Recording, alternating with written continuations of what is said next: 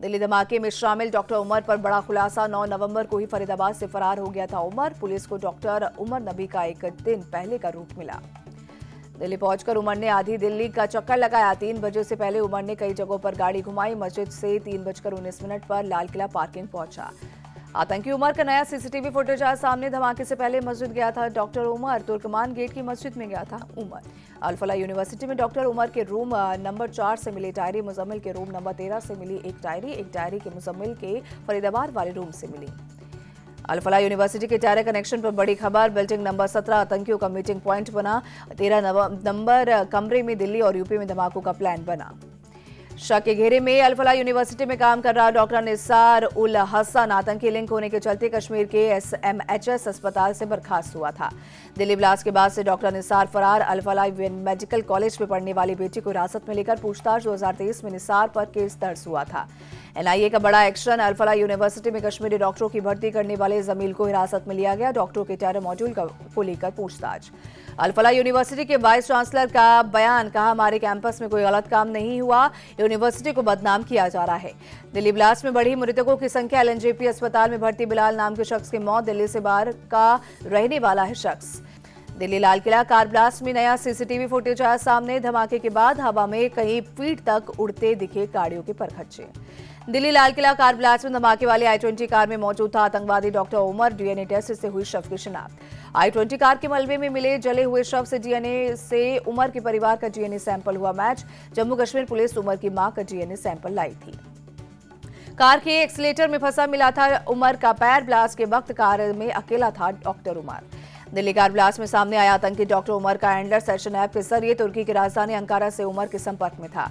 सूत्रों के मुताबिक उमर के हैंडलर का नाम उकासा था। एजेंसियों को शक उकासा हो सकता है हैंडलर का कोड नेम। जांच एजेंसियों को शक मार्च 2022 में कुछ लोग गए थे अंकारा। उसी दौरान इनका ब्रेन वॉश किया गया था।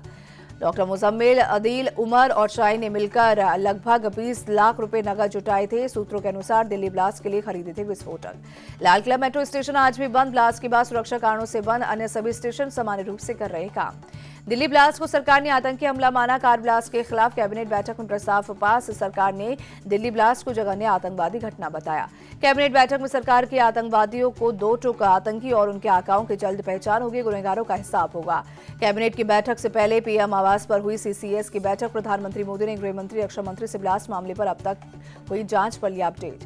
भूटान से सीधे लौटकर LNJP अस्पताल पहुंचे PM। ब्लास्ट के घायलों से मिले प्रधानमंत्री मोदी। कहा, धमाके के दोषियों का हिसाब होकर रहेगा। दिल्ली ब्लास्ट में संदिग्ध लाल रंग की इको स्पोर्ट्स कार बरामद। फरीदाबाद पुलिस ने खंडावली गांव से कब्जे में लिया। डॉक्टर उमर नबी के दोस्त के घर पर खड़ी थी कार। खंडावली गांव पहुंची CSFL की टीम। कार को कब्जे में लेकर छानबीन की। उमर नबी के नाम पर रजिस्टर्ड है लाल रंग की कार। दिल्ली में सीलमपुर के पते पर रजिस्टर्ड है इको स्पोर्ट्स कार। पंजीकृत पते पर चल रहा है मदरसा। पुलिस ने मदरसे के इमाम से पूछताछ की। लाल कार की बरामदगी के बाद एक संदिग्ध शख्स को हिरासत में जांच एजेंसी खंडावली गांव से पकड़े गए शख्स को अपने साथ लेकर गई। सुरक्षा एजेंसियों को 300 किलो अमोनियम नाइट्रेट की भी तलाश। बांग्लादेश के रास्ते नेपाल रूट से लाया गया था विस्फोटक। 4 जगहों पर सीरियल ब्लास्ट की थी प्लानिंग। हर जगह पर 2-2 आतंकी जाने वाले थे। प्रत्येक समूह अपने साथ कई IED ले जाने वाला था। धमाका करने से पहले एक मस्जिद में गया था डॉक्टर उमर। कमला मार्केट की मस्जिद में 10 मिनट तक रहा था। इसके बाद लाल किला पार्किंग में खड़ी की कार। शाहीन के भाई परवेज अंसारी के घर से अहम दस्तावेज मिले। कई गैजेट्स और कीपैड वाला फोन भी बरामद। परवेज, शाहीन और मुजम्मिल ऑनलाइन जुड़ते थे। काउंटर इंटेलिजेंस कश्मीर ने आज सुबह कश्मीर घाटी में 13 स्थानों पर भारी छापे। दिल्ली विस्फोट मामले में जांच के सिलसिले में छापे। जम्मू कश्मीर में सुरक्षा बलों ने एक आतंकवादी हमले की साजिश की नाकाम। कुपवाड़ा के जंगलों से 6 हैंड ग्रेनेड बरामद किए। सुरक्षा बलों ने जंगल से मिले सभी हैंड ग्रेनेड को डिफ्यूज किया। आतंकियों के हाइडआउट का भी पता लगा। वहीं पूरे इलाके में सर्च ऑपरेशन जारी। दिल्ली ब्लास्ट के बाद आपत्तिजनक पोस्ट के सिलसिले में असम में अब तक 15 लोग गिरफ्तार। CM हेमंत बिस्वा शर्मा ने एक्सपोज कर जानकारी दी। दिल्ली ब्लास्ट के बाद देश भर में अलर्ट। रामेश्वरम में बढ़ाई गई मंदिर की सुरक्षा व्यवस्था। मंदिर में आने वाले भक्तों की हो रही है सघन जांच। रिजल्ट के पहले पटना में JDU दफ्तर के बाहर लगा पोस्टर में नीतीश की तस्वीर के साथ लिखा, टाइगर अभी जिंदा है। बिहार के रोहतास में ईवीएम स्ट्रांग रूम के बाहर हंगामा, टीन का खाली बक्सा लदा ट्रक स्ट्रांग रूम परिसर में जाने पर हंगामा। आरजेडी उम्मीदवारों ने सीसीटीवी खराब होने की शिकायत की। डीएम और एसपी ने मौके पर पहुंचकर प्रत्याशियों से बात की। स्ट्रांग रूम के बाहर धरने पर बैठे आरजेडी के प्रत्याशी। रोहतास के डीएम ने चिनारी के निर्वाची पदाधिकारी ललित भूषण रंजन से मांगा स्पष्टीकरण। मतगणना केंद्र में घुसे ट्रक प्रकरण पर मांगी सफाई। तेजस्वी यादव ने एग्जिट पोल को मानने से किया इनकार। कहा, हम 18 नवंबर को शपथ लेंगे, इसमें कोई शक नहीं। तेजस्वी यादव के बयान पर डिप्टी सीएम विजय सिन्हा का पलटवार। कहा, विपक्ष लोकसभा चुनाव में भी सरकार बना रहा था, जनता का जनादेश स्वीकार करना चाहिए। रिजल्ट को लेकर बिहार बीजेपी प्रदेश अध्यक्ष दिलीप जायसवाल बोले, अब जब सत्ता विरोधी लहर होती है तो मतदाता उत्साह में वोट डालने नहीं जाते। एनडीए सरकार फिर से सत्ता में आ रही है। रिजल्ट के पहले गिरिराज सिंह का लालू तेजस्वी पर निशाना। कहा, उन लोगों ने ना गरीब की मदद की और ना ही यादव की। जनशक्ति जनता दल चीफ तेज प्रताप ने महुआ सीट से जीतकर जताया भरोसा। कहा, मैं एग्जिट पोल पर विश्वास नहीं करता। असम में भगवान बिरसा मुंडा की 150वीं जयंती के उपलक्ष्य में वॉकथॉन आयोजित। कार्बी आंगलोंग में हुए वॉकथॉन में असम विधानसभा के उपाध्यक्ष नुमाल मोमिन भी हुए शामिल। सुबह में इंडिया गेट और कर्तव्य पथ के आसपास AQI 396 दर्ज। सुबह में पूरे इलाके में जहरीली धुंध की घनी परत छाई। कटक में बाली यात्रा मेला के दौरान एक जांच व्हील में खराबी से 8 लोग 30 फीट की ऊंचाई पर फंसे। फायर फाइटर्स ने क्रेन की मदद से किया रेस्क्यू। यूपी के बलिया में पुलिस और गौ तस्कर के बीच मुठभेड़। पुलिस ने गौ तस्कर को किया गिरफ्तार। केरल के आलपुझा में पिकअप वैन पर गिरा फ्लाईओवर का गर्डर। हादसे की चपेट में आकर पिकअप वैन के ड्राइवर की गई जान। पंजाब के अमृतसर में पुलिस और बदमाशों के बीच मुठभेड़। एक बदमाश को लगी गोली, 2 बदमाश गिरफ्तार, एक फरार। चेकिंग के दौरान बदमाशों ने पुलिस के रोकने पर की फायरिंग। पुलिस की जवाबी कार्रवाई में एक बदमाश के पैर में लगी गोली, एक पिस्तौल बरामद। पंजाब के डेराबस्सी में पुलिस और अपराधियों के बीच एनकाउंटर। पुलिस ने लॉरेंस बिश्नोई गैंग से जुड़े 2 गैंगस्टरों को किया गिरफ्तार। डेराबस्सी इलाके में किसी बड़ी वारदात को अंजाम देने की फिराक में थे दोनों बदमाश। पुलिस के रोकने पर बदमाशों ने की फायरिंग। जवाबी फायर में दोनों को लगी गोली। बदमाशों के पास से 2 पिस्तौल और जिंदा कारतूस बरामद। अक्टूबर में 0.25% रही रिटेल महंगाई। रोजमर्रा की चीजें हुई सस्ती। जीएसटी कम करने का दिखा असर। 2012 के बाद सबसे निचले स्तर पर रही है महंगाई। केंद्र सरकार ने क्रेडिट गारंटी स्कीम को दी मंजूरी। एक्सपोर्टर्स को बिना गारंटी के मिलेगा लोन। एमएसएमई और पहली बार एक्सपोर्ट करने वालों को सपोर्ट मिलेगा। स्पाइस जेट ने तीसरी तिमाही के नतीजे किए जारी। घाटा 35% बढ़कर 621 करोड़ पहुंचा। कंपनी का रेवेन्यू 13% घटा। जल्द लॉन्च हो सकती है नई हुंडई वर्ना। अपडेटेड मॉडल में कई नए डिजाइन और फीचर्स। इंटीरियर में भी कई बदलाव देखने को मिलेंगे। यामाहा FZ रेव और XSR 155 भारत में लॉन्च।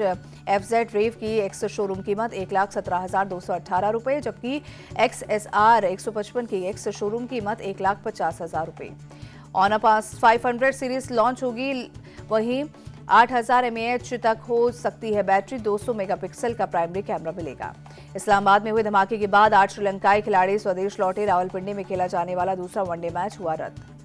इस्लामाबाद में बम फटने से मौखौफ में खिलाड़ी। जिम्बाब्वे के साथ होने वाली त्रिकोणीय सीरीज पर भी पड़ सकता है असर। 2009 में श्रीलंकाई क्रिकेट टीम की बस पर हुआ था आतंकी हमला। कोलकाता टेस्ट में बतौर बल्लेबाज खेल सकते हैं ध्रुव जुरेल। ऑलराउंडर नीतीश कुमार रेड्डी को मिलने पहले टेस्ट के लिए रिलीज किया गया। दक्षिण अफ्रीका के खिलाफ शुरू हो रही टेस्ट सीरीज से पहले टीम इंडिया ने जमकर किया अभ्यास। नेट्स पर खिलाड़ियों ने जमकर पसीना बहाया। यशस्वी जायसवाल, केएल राहुल और ध्रुव जुरेल ने भी दिखाया दम। तेज और स्पिन गेंदबाजों का सामना किया। भारत के बल्लेबाज ऋषभ पंत नेट्स पर पूरी लय में दिखे। प्रैक्टिस के दौरान बेहतरीन स्ट्रोक्स लगाए। स्पिन के स्लिप के ऊपर से रिवर्स रैंप और फाइन लेग के ऊपर से स्कूप शॉट लगाए। साउथ अफ्रीका के पूर्व क्रिकेटर हाशिम अमला का बड़ा बयान। कहा, गेंदबाजी में भारत और दक्षिण अफ्रीका काफी करीब। बल्लेबाजों की कड़ी परीक्षा होगी। ऑस्ट्रेलिया में वनडे सीरीज खेलने के बाद भारत के लिए डोमेस्टिक क्रिकेट खेल सकते हैं रोहित शर्मा। मुंबई क्रिकेट संघ से रोहित ने की बात। इंटरनेशनल क्रिकेट काउंसिल ने नई रैंकिंग जारी की। वनडे रैंकिंग में रोहित शर्मा की बादशाहत बरकरार। विराट कोहली को भी हुआ फायदा। आईसीसी ने अक्टूबर महीने के लिए सर्वश्रेष्ठ महिला और पुरुष खिलाड़ियों के नाम का ऐलान किया। वोलवाट और मुथुसामी ने जीता ICC player of the month का पुरस्कार। शेफाली बनी हरियाणा महिला आयोग की ब्रांड एम्बेसडर। सीएम सैनी ने सौंपा 1,50,00,000 रुपए का चेक। पुरुष जूनियर हॉकी विश्व कप की ट्रॉफी लखनऊ पहुंची। वर्ल्ड कप टूर्नामेंट में 24 अंतर्राष्ट्रीय टीमें ले रही हैं भाग। मुख्यमंत्री योगी आदित्यनाथ ने हॉकी विश्व कप ट्रॉफी का अनावरण किया। कहा, ये राज्य के स्वर्णिम इतिहास की याद दिलाता है। जापान मास्टर्स में लक्ष्य सेन ने अपने अभियान का जीत के साथ किया आगाज। जापान के कोकी वतनबे को हराकर दूसरे नंबर में और दूसरे दौर में जगह बनाई। अर्जुन एरिगेसी और आर प्रज्ञानंद और पी हरिकृष्णा ने शतरंज विश्व कप के चौथे दौर में अपने अपने मुकाबले ड्रॉ खेले। अब तीनों खिलाड़ी हाई ब्रेक में